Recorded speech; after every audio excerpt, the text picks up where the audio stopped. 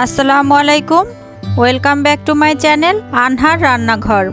আজকে আমি আপনাদের সাথে শেয়ার করছি খুবই সিম্পল একটা রেসিপি, কুমড়া ভাজি। এর পুষ্টিগুণের কথা তো আমরা সবাই জানি। কাঁচা মিষ্টি কুমড়া হলে আমি এভাবেই ভাজি করি। এখানে আমি এক ফালি কাঁচা মিষ্টি কুমড়া নিয়ে নিয়েছি। মিষ্টি কুমড়াটাকে আমি এভাবে করে কেটে নিয়েছি, একটু মোটা মোটা করে কাটতে হবে।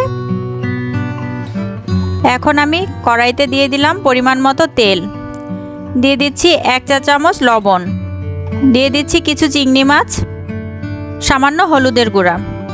এখন চিংড়ি মাছটাকে তেলের মধ্যে নেড়েচেড়ে একটু ভেজে নিতে হবে।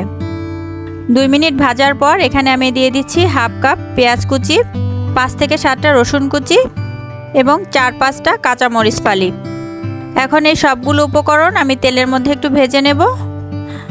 ভাজার পর এখন আমি এখানে দিয়ে দিচ্ছি মিষ্টি কুমড়াগুলো।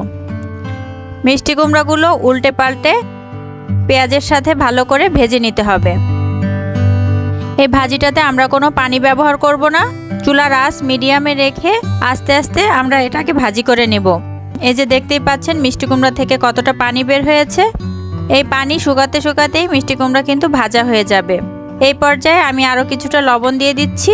এই ভাজিটা করতে কিন্তু খুব বেশি সময়ের প্রয়োজন হয় না, 15 থেকে 20 মিনিটের মধ্যেই ভাজিটা হয়ে যায়।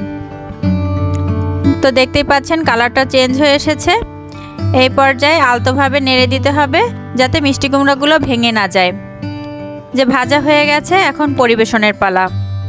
কাঁচা মিষ্টি কুমড়া এভাবে ভাজি করে দেখবেন, খেতে অনেক বেশি ভালো লাগবে। আমার রেসিপিগুলো যদি আপনাদের ভালো লেগে থাকে প্লিজ আমার চ্যানেলটিকে সাবস্ক্রাইব করবেন। মিষ্টি কুমড়া আপনারা কে কেমন করে খান কমেন্ট করে জানাতে পারেন। আর এইভাবে ভাজি করে খেয়ে আমাকে অবশ্যই কিন্তু কমেন্টে জানাবেন আপনাদের কাছে কেমন লাগলো। এছাড়া রান্না বিষয়ে যে কোনো প্রশ্ন এবং আপনাদের মতামত আমাকে কমেন্ট করে জানাতে পারেন। সবাই ভালো থাকবেন। আল্লাহ হাফেজ।